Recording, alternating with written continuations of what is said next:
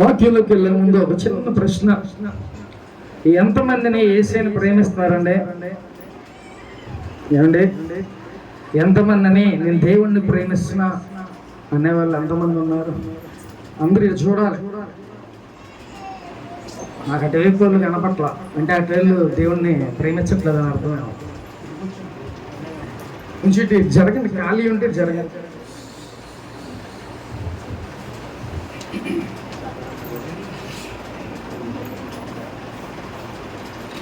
Okay, ఎంతమంది దేవుణ్ణి ప్రేమిస్తున్నారు? నేను దేవుణ్ణి నిజంగా నా మనస్సు పూర్తిగా నేను ప్రేమిస్తున్నాను వాళ్ళు ఒకసారి చేతులు చూపించండి. ఓకే, అంటే అందరూ ప్రేమిస్తున్నారా?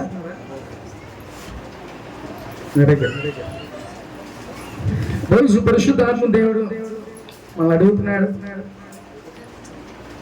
నువ్వు నిజంగా యేసుని ప్రేమిస్తే, ఇప్పుడు ఇక్కడ ఉన్న ప్రతి బిడ్డ కూడా నేను యేసుని ప్రేమిస్తున్నా అనే మాట చెప్తున్నాడు. ఎంత ప్రేమిస్తున్నారు అనేది దేవునికి మీకే తెలుసు. ఏమండి, అవునా కదా? ఊరకనే పాస్టర్ గారు అడిగారు, చేతులు ఎత్తాం, అంతేగాని మనం ఎంతవరకు దేవుణ్ణి ప్రేమిస్తున్నాం అనేది ఎలా తెలిసింది? ఏమండి, ఇప్పుడు ఈ రహస్యం ఎలా ఉంటుంది? మీ మనసులోనే ఉంటుంది కదా. మీ మనసులో అంటే మీరు దేవుణ్ణి ఎలా ప్రేమిస్తారు ఆయనకి మీకు తప్ప ఇంకెవరికి తెలియదు కదా. ఇప్పుడు ఎంతవరకు మీరు ప్రేమిస్తున్నారు, దేవుణ్ణి ఎలా ప్రేమిస్తున్నారు? ఏమండి, నీ భార్య కన్నా ఎక్కువగా దేవుణ్ణి ప్రేమిస్తున్నావా? లేకపోతే నీ భర్త కన్నా దేవుణ్ణి ఎక్కువగా ప్రేమిస్తున్నావా? లేకపోతే నీ పిల్లల కన్నా దేవుణ్ణి ఎక్కువ ప్రేమిస్తున్నావా? ఒకసారి జ్ఞాపకం చేసుకోండి ప్రేమ దేవుని బిడ్డ. దేవుణ్ణి ప్రేమిస్తున్నాం అనే మాటలు చెప్తున్నాం, లేకపోతే సైకిల్తో చెప్తున్నాం, కానీ యేసుని ప్రేమించే విధానాలు చాలా రకాలుగా ఉంటాయి. అర్థమవుతుందా? మన క్రియలను బట్టి దేవుణ్ణి మనం ఎలా ప్రేమిస్తున్నాం అనేది తెలుస్తుంది. అర్థమవుతుందా? మనం చెప్పగానే చేతులు ఎత్తుతున్నాం, మనం చెప్పగానే మాట చెప్పేస్తున్నాం ఊరకనే, కానీ నువ్వు చేసే క్రియలు, నువ్వు నడిచే ప్రతి నడక, ప్రతిది కూడా దేవుణ్ణి చూపించేస్తుంది. కొంతమందిని చూస్తే ఏమైందంటే ముచ్చట వేస్తూ ఉంటుంది. చక్కగా బైబిల్ కొట్టుకొని ఆదివారం అనగా టయానికి చక్కగా వచ్చి కూర్చుంటారు, అంటే టయానికి వెళ్తారు. అదేంటి టయానికి వెళ్తాం అంటే ఏంటి? దేవుణ్ణి ప్రేమిస్తే కంగారు ఉంటుంది. తొందర చర్చి స్టార్ట్ అయిపోయిందేమో, లేకపోతే ఆరాధన స్టార్ట్ అయిపోయిందేమో, త్వరగా వెళ్ళిపోదాం అనే ఒక ఆశ ఉంటుంది. అదేంటో తెలుసా? క్రియ. అంటే దేవుణ్ణి నువ్వు ప్రేమిస్తున్నావు అన్నదానికి నిదర్శన. ఊరకైనా మాటల్లో చెప్పొద్దు, అవన్నీ కబుర్లు వద్దు మనకి. ఏంటి దేవుణ్ణి నువ్వు ప్రేమిస్తున్నావు అని అంటే ఏం చేస్తావు? టయానికి నువ్వు చర్చికి వస్తావు. ఇదేంటి? క్రియ. అలాగే నువ్వు చేసే ప్రతీది కూడా దేవుణ్ణి ప్రేమించే విధానంగానే ప్రతీది కూడా ఉండాలి. నువ్వు ఒకవేళ నిజంగా ప్రేమించినా ప్రేమించకపోయినా దేవుడిని నువ్వు ప్రేమిస్తూనే ఉంటాడు. ఆయన మట్టికి విడిచిపెట్టే దేవుడు కాదు ప్రేమ దేవుని కూడా. కానీ ఆయన మట్టికి ప్రేమిస్తే ఎలా ఉంటుందో తెలుసా? ఆయన ఏదైనా నీ కోసం నా కోసం దేవుడు చేసే దేవుడు. హల్లెలూయా. కాబట్టి మన ప్రేమ ఎంతవరకు అది మనకే తెలుసు. ఎందుకంటే మన క్రియల ద్వారా దేవుణ్ణి మనం చూపించాలి. నువ్వు దేవుణ్ణి ప్రేమిస్తున్నావు అని అంటే సరిపోదు. నువ్వు దేవుణ్ణి ప్రేమించాలంటే క్రియలను బట్టి ఉంటాయి. నువ్వు దేవుని కోసం వాడబడాలి, లేదా పాటలు పాడే బిడ్డలు ఉంటే త్వరగా వచ్చింది పాటలు పాడడం ఆసక్తి ఉండాలి, లేకపోతే ఇంకా అనేకమైన వాటి కోసం దేవుని కోసం ముందుగా మనం నిలబడి ఉండాలి. అప్పుడు దేవుణ్ణి మనం ప్రేమిస్తున్నాం అనే మాటకి అర్థం ఉంటుంది. చెబితే సరిపోదు, క్రియలు మనకి యేసయ్యకి క్రియలు కావాలి. రేపు మనం చనిపోయిన తర్వాత కూడా మన క్రియలే పైకి తీసుకెళ్తాం, డబ్బులేని తీసుకెళ్దాం. ఎవ్వరు మన తోడు రారు, నువ్వు ఒక్కడవే వెళ్తావు.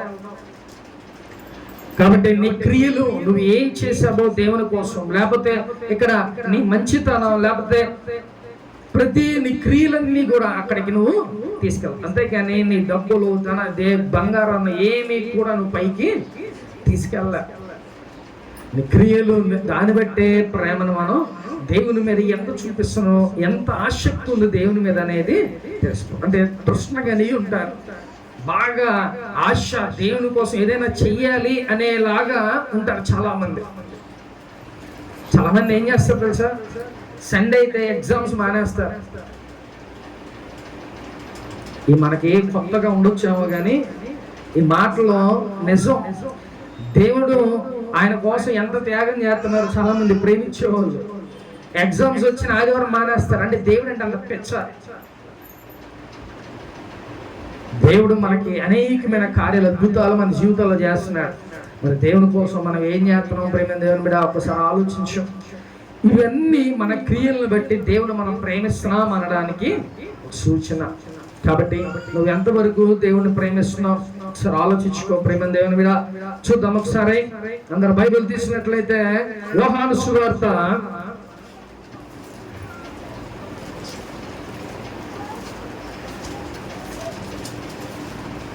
16వ అధ్యాయం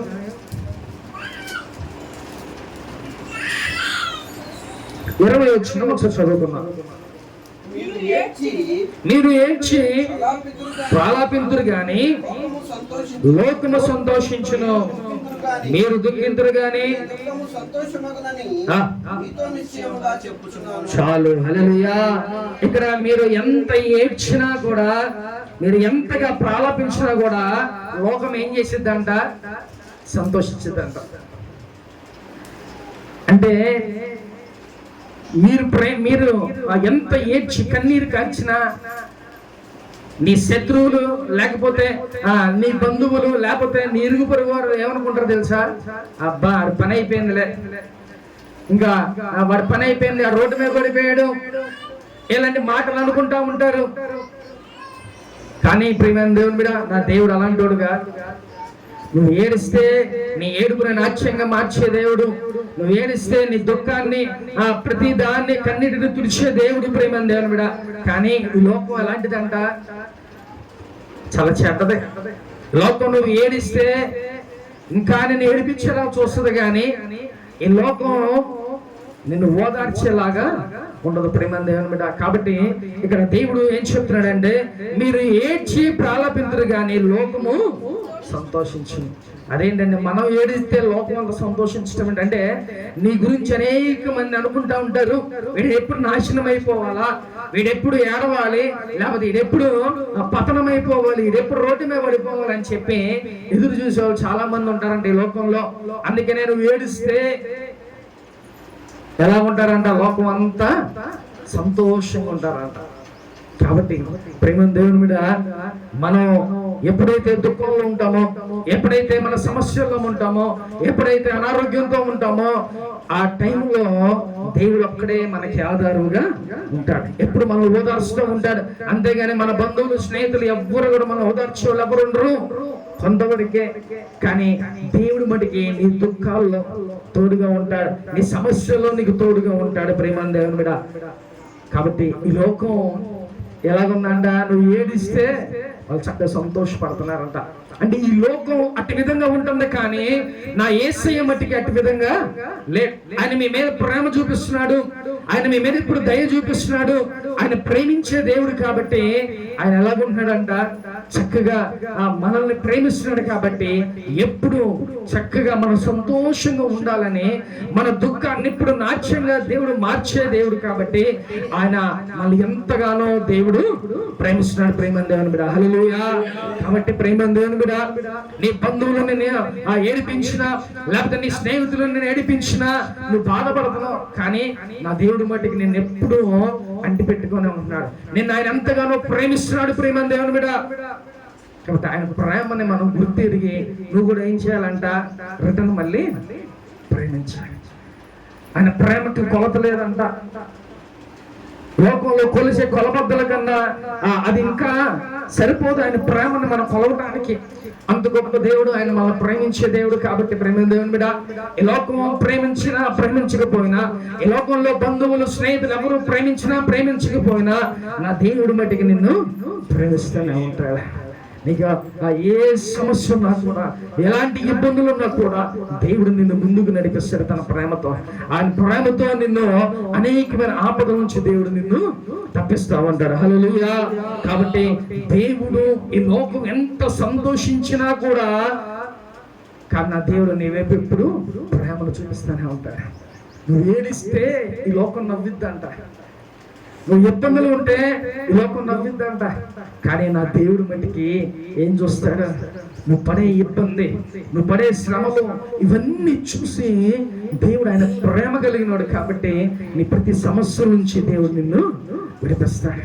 కాబట్టి అంత ప్రేమ కలిగిన దేవుడు, అలాంటి దేవుణ్ణి మనం ఎంతగా ప్రేమించాలో ఒకసారి ఆలోచించిన ప్రేమ దేవుని మీద మనం ప్రేమని క్రియల్లో చూపించాలి.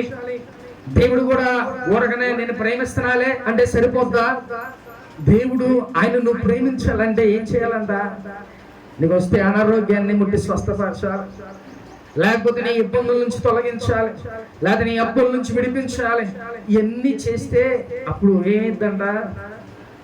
మనందరికీ దేవుని మీద ప్రేమ పెడతాం. ఒకవేళ ఏమి చేయలేదు అనుకో, ఏమైంది?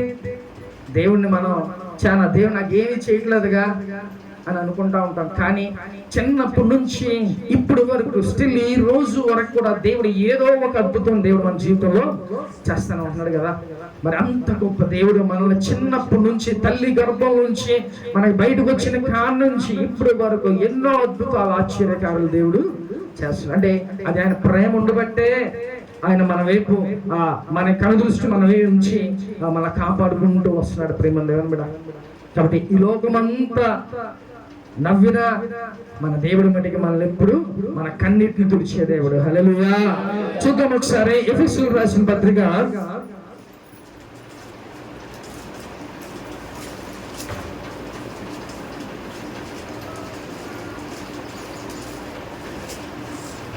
4వ అధ్యాయం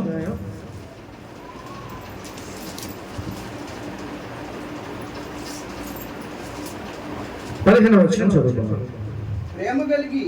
ప్రేమ కలిగి సత్యము చెప్పుచు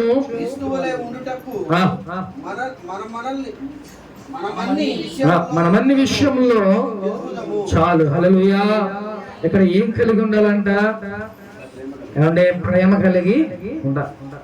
ప్రేమ కలిగి ఎలా ఉండాలంట? సత్యము చెప్పుచు క్రీస్తు వలె ఉండుటకు మనం అన్ని విషయాల్లో ఎదుగుదాం.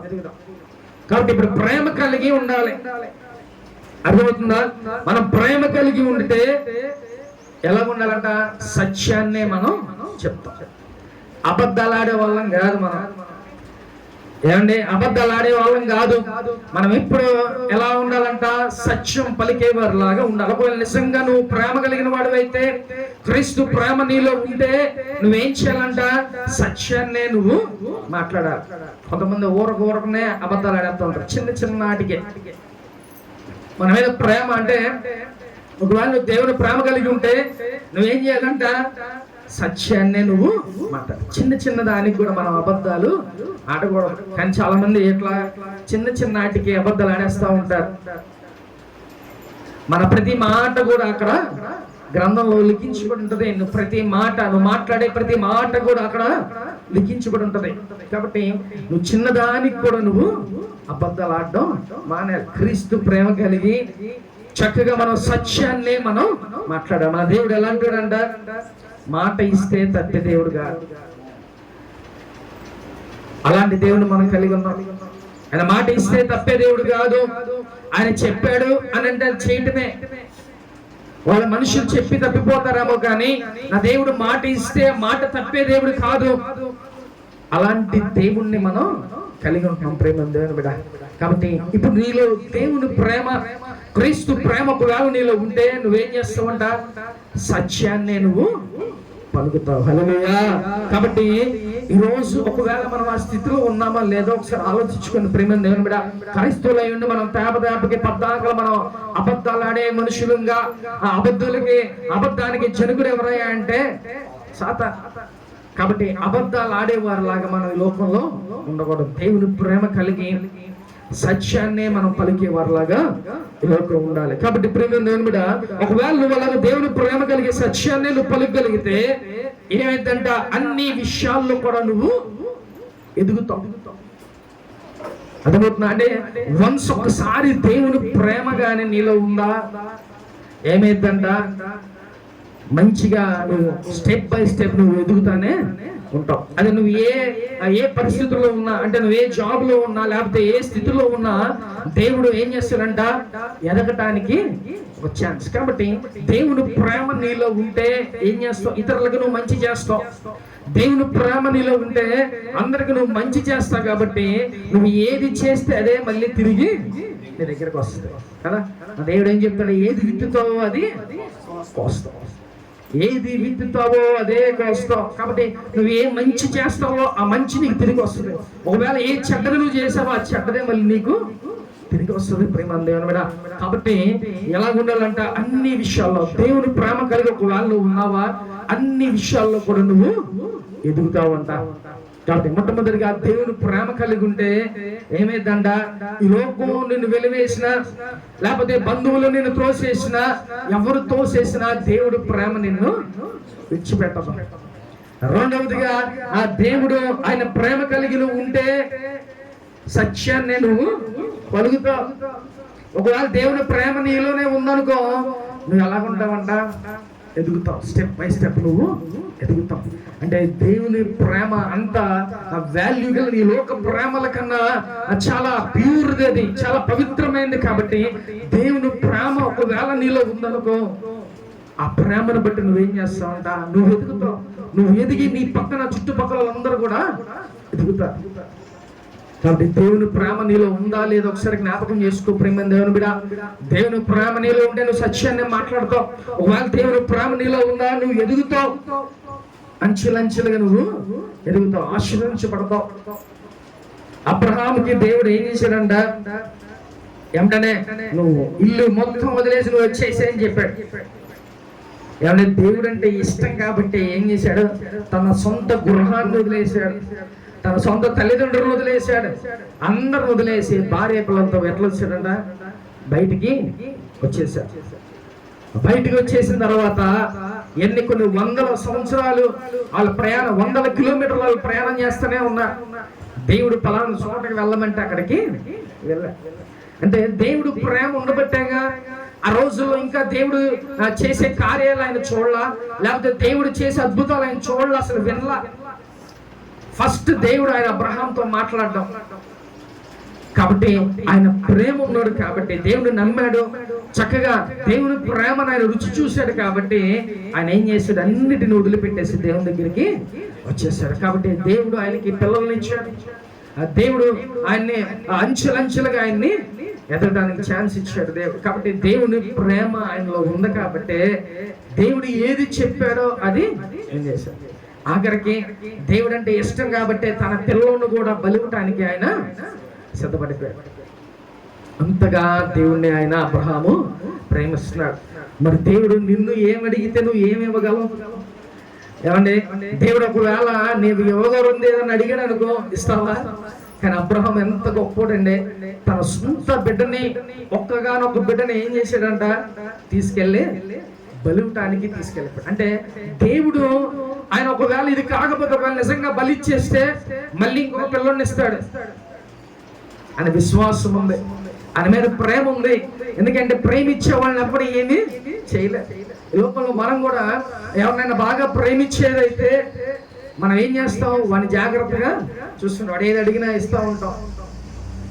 కాబట్టి నా దేవుడు అబ్రహాముని అంతగా ఆయన్ని ఆశీర్వదించిన గల కారణం ఏంటంటే, దేవుణ్ణి అంతగా ఆయన ప్రేమించబట్టి దేవుడు ఆయన్ని గొప్ప స్థితిలోకి దేవుడు తీసుకెళ్ళాడు. హల్లెలూయా.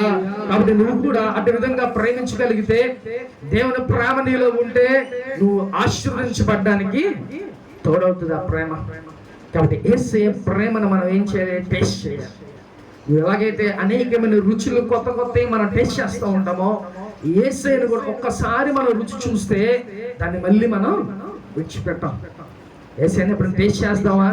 ఒకసారి టేస్ట్ చేస్తే ఆ రుచి ఏంటో తెలిస్తే మళ్ళీ మనం వదిలిపెట్టాం. నాకు 23 సంవత్సరాలు నేను బాప్తిసం తీసుకున్నా. 23 సంవత్సరాలకు బాప్తిసం తీసుకుంటే ఇక అప్పటి నుంచి స్టార్ట్ అయింది దేవుళ్ళు ఎదగటం. ఆ ఎదిగే టైంలో దేవుడు నాతో మాట్లాడడం, దేవుడు నాకు దర్శనాలు చూపించడం అనేకమైన జరగటం, ఇవన్నీ చూస్తే అసలు ఎంత ఆనందం వేసేదంటే రేపు ఏం జరుగుతుంది ఈ రోజు దేవుడు చూపించేసేవాడు. ఇలాంటి కార్యాలు జరుగుతుంటే మా దేవుడు ఏంటి ఇంత అద్భుతాలు దేవుడు చేస్తున్నాడు, లేకపోతే ఇంతగా దేవుడు ఇంత గొప్ప దేవుడు ఏంటి అని చెప్పి ఆశ్చర్యపోయేవాడు నేను. అంటే ఇన్ని సంవత్సరాలు మనం వేస్ట్ చేసామే, దేవుడిని ఇంక మనం టేస్ట్ చేయలేకపోయామే అని అనుకుంటున్నాం. కానీ దేవుని ప్రేమను ఒకసారి మనం టేస్ట్ చేస్తే ఇక మళ్ళీ విడిచిపెట్టలేము. కాబట్టి దేవుని ప్రేమను మనం ఏం చేయాలంట, రుచి చూడాలి. అలా నువ్వు రుచి చూస్తున్నావా? రోజు నువ్వు ప్రార్థన చేసుకుంటే, రోజు నువ్వు ప్రాలాపిస్తే దేవుడు నీతో మాట్లాడతాడు, దేవుడు నిన్ను దర్శిస్తాడు. నీకు ఏది కావాలో దేవుడు సమృద్ధిగా ఇస్తాడు. నీకు ఏదైనా కూడా ఆయనే సమస్తాన్ని సమకూరుస్తాడు. హల్లెలూయా. కాబట్టి ఆయన ప్రేమ ఒకసారి మనం టేస్ట్ చేయాలి. అలాగాని మనం టేస్ట్ చేస్తే చక్కగా మనం అంచెలంచెలుగా ఎదగడానికి దేవుడు సహాయపడతాడు. హల్లెలూయా. కాబట్టి దేవుని ప్రేమ అంత గొప్పది. ఆ ప్రేమను మనం ఏం చేయాలంట, టేస్ట్ చేయాలి, ఒకసారి రుచి చూడాలి. అలా రుచి చూస్తే దేవుని ప్రేమ అనేది ఏంటో మనకి అర్థమైపోద్ది. హల్లెలూయా. చూద్దాం ఒకసారి యోహాను సువార్త 3వ అధ్యాయం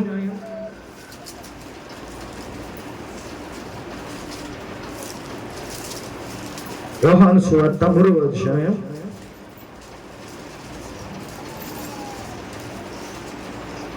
16వ వచనం. దేవుడు లోకాన్ని ఎంతగానో ప్రేమించను. దేవుడు ఎంత ప్రేమించారండి? ఈ లోకంలో ఎవరు ఉన్నారండి? ఈ లోకంలో నువ్వు నేనే ఉన్నావు ఈ లోకంలో. కాబట్టి ఈ లోకాన్ని నేను ఎంతగానో ప్రేమిస్తున్నానని చెప్తున్నాడు. దేవుడు నేను కొంచెం ప్రేమిస్తానని చెప్పట్లా. దేవుడు ఎంత ప్రేమిస్తున్నాడు? ఎంతగానో దేవుడు ప్రేమిస్తానని చెప్తున్నాడు. కాబట్టి ప్రేమ దేవుడా, ఈ లోకంలో ఉన్న మనల్ని దేవుడు ఎంతగానో ఆయన ఇష్టపడతాడు. అందుకనే ఈ లోకాన్ని నేను ఎంతగానో ప్రేమిస్తున్నానని చెప్తున్నాడు. కాబట్టి ఆయన ప్రేమించే అర్హతలు నీకు కూడా ఉండాలి. నువ్వు ఒకవేళ ప్రేమిస్తే దేవుడు కూడా నేను అంతగా ప్రేమించే వాళ్ళ ఉంటాడు. ఆయన ప్రేమిస్తున్నాడు కాబట్టి మనం కూడా ఎక్కువగా ఆయన ప్రేమించే వాళ్ళలాగా ఈ లోకంలో జీవించాలి. ప్రేమ మీద. అందుకనే దేవుడు ఈ లోకాన్ని నేను ఎంతగానో ప్రేమిస్తున్నానని చెప్తున్నాడు. కాబట్టి ఈ లోకంలో ఉన్న నిన్ను దేవుడు అంత గొప్పగా దేవుడు ప్రేమిస్తున్నాడు. హల్లెలూయా. కాబట్టి ఈ లోకంలో ఇన్ని కోట్ల మంది 250 కోట్లకి పైగా ఉన్న ఈ జనాల్లో దేవుడు నన్నే ప్రేమిస్తాడా అని అనుకుంటే దేవుని కను దృష్టి ప్రతి ఒక్కరి మీద కూడా ఉంటుంది. కాబట్టి ప్రతి ఒక్కరిని కూడా యేసయ్య ప్రేమిస్తున్నాడు. యేసు ప్రభు వారు ఒకరి కోసం ఆ గేర సేనాదయం పట్టిన ఆ యొక్క వ్యక్తి దగ్గరికి దేవుడు ఏం చేశాడు? ఆ ఒక్క వ్యక్తి బాధపడుతున్నాడని యేసయ్య ఆ సముద్రం అంతా దాటుకొని అక్కడికి వెళ్ళి ఆ యొక్క సేనాదయం పట్టిన వ్యక్తిని దేవుడు విడిపించాడు. ఒక్కడేగా ఈ సముద్రం దాటుకొని అంతా అక్కడికి వెళ్ళి అంత ప్రయాస నేను పడాలా అని అనుకున్నాడా? లే, అనంతగా బాధపడతాను. ఆ ఒక్కడిని ప్రేమిస్తున్నాడు కాబట్టి దేవుడు ఆయన దగ్గరికి వెళ్ళి ఆయన్ని విడిపించాడు. కాబట్టి ఈ లోకంలో ఇన్ని కోట్ల ప్రజల్లో దేవుడు నన్నే చూడాలా లేదా నన్నే చూస్తాడా అసలు అని అనుకో మాకు. దేవుడు ప్రతి ఒక్కరిని కూడా చూసే దేవుడు. కాబట్టి దేవుడు అంతగా ఈ లోకంలో దేవుడు మనల్ని ప్రేమిస్తున్నాడు. ఈ లోకంలో నువ్వు దేవుడిని ప్రేమిస్తున్నావో లేదో ఒకసారి జ్ఞాపకం చేసుకో. ప్రేమ దేవుని మీద ఆయన ప్రేమిస్తున్నాడు, కానీ మనమే ప్రేమించేవారిలాగా ఈ లోకంలో ఉండట్లా. కాబట్టి దేవుణ్ణి నువ్వు ప్రేమించేలాగా ఈ లోకంలో నువ్వు జీవించాలి. హల్లెలూయా. చూద్దాం ఒకసారి 1వ యోహాను సువార్త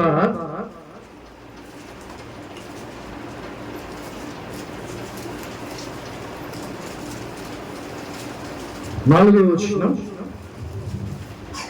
1వ యోహాను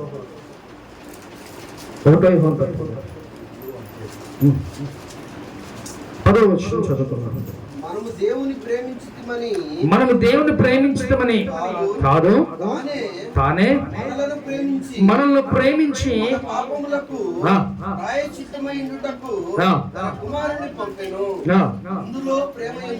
చాలు. హల్లెలూయా. మనందరం పాపం చేసి మనం అందరం పాపంలో ఉండగానే దేవుడు ఏం చేశాడంట? తన కుమారుని భూలోకానికి పంపించాడు. ఏమండి, ఆయన లోకానికి రావటం, ఆయన సమస్త మహిమను వదులుకోవటం, ఆయన ఈ లోకానికి వచ్చి సమస్తం ఆయన విడిచిపెట్టి మన కోసం మన పాపాలన్నీ ఆయన మీద మోపుకొని ఏమైపోయాడండి? ఆయన తన రక్తాన్ని కార్చాడు. అలాగే తన యొక్క మన పాపాలన్నీ కూడా ఆయన మీద మోపాడు. కాబట్టి ఆయన మరణించాడు.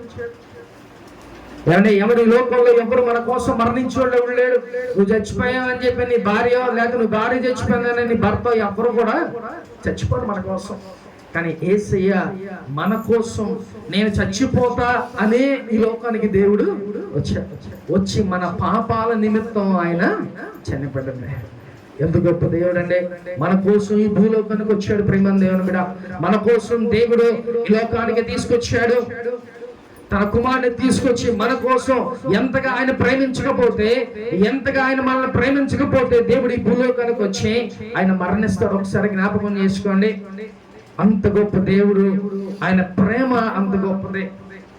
నీకోసం నీ తల్లి చనిపోదు, లేకపోతే నీ కోసం నీ భర్త చనిపోడు, లేకపోతే నీ కోసం నీ భార్య చనిపోదు. కానీ దేవుడు నీ కోసం, నా కోసం ఈ భూలోకానికి చనిపోవటానికి వచ్చాడు. అంటే ఎంతగా ఆయన ప్రేమించకపోతే తన ప్రాణాన్ని సహితం ఆయన ఇచ్చేసారు. ఒకసారి ఆలోచించండి. అలాంటి ఆయన కోసం మనం కూడా ఎలాగ ఉండాలి? ఆయన్ని ప్రేమించే వారిలాగా ఈ లోకంలో మనం జీవించాలి. అటు విధంగా మనం ఉంటున్నాం. మా ప్రేమ దేవుడు ఒకసారి ఆలోచించాం. మనం కూడా యేసునే అంతగా మనం ప్రేమించేలాగా ఈ లోకంలో ఉండాలి. హల్లెలూయా. కాబట్టి యేసుని ప్రేమించడం అంటే మనం ఏదేదో మన ప్రాణాన్ని తీసుకునేలాగా కాదు. యేసుని ప్రేమిస్తున్నాం అంటే చిన్న చిన్నవి చేస్తే చాలు, దేవుడు ఆనందపడిపోతాడు. నువ్వు చర్చికి వస్తే చాలు, లేకపోతే నువ్వు చర్చికి టయానికి వస్తే చాలు, లేకపోతే దేవుని కోసం పని చేస్తే చాలు, లేకపోతే దేవుని కోసం లేకపోతే కరపత్రాలు పంచడమో, లేకపోతే దేవుని సువార్తను అందించడమో, లేకపోతే నీ ఇరుగు పొరుగు వారికి చెప్పడమో, ఇలాంటివి చేసినా కూడా దేవుడు ఎంత హ్యాపీగా ఫీల్ అవుతాడో తెలుసా? నన్ను ఎంతగా ప్రేమించకపోతే నా పని చేస్తున్నాడు, నన్ను ఎంతగా ప్రేమిస్తున్నాడు కాబట్టి సమయానికి వస్తున్నాడు అని దేవుడు ఎంతగానో సంతోషపడతాడు. ప్రేమ దేవుని బిడ్డ, కాబట్టి ఒకసారి ఆలోచించండి. యేసయ్యని మనం ఎంతగా ప్రేమిస్తున్నామో ఒకసారి జ్ఞాపకం చేసుకోండి. ప్రేమ దేవుని బిడ్డ, యేసయ్యని మనం అంతగా ప్రేమించాలి. ఎందుకంటే ఆయన సమస్తాన్ని వదిలిపెట్టి ఈ భూలోకానికి నీ కోసం, నా కోసం వచ్చాడు.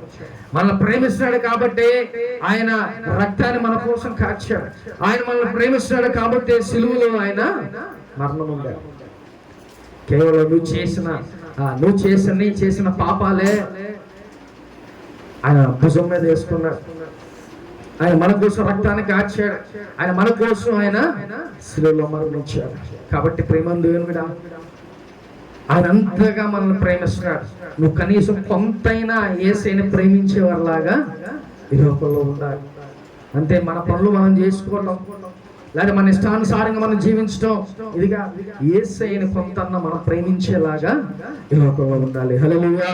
చూద్దాం ఒకసారి రోమీయులకు రాసిన పత్రిక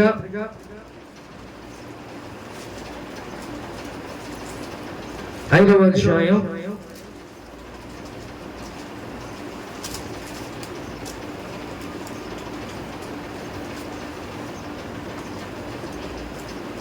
8వ వచనం చదువుతాం. అయితే దేవుడు మన ఎడల వెళ్ళబరుచున్నాడు.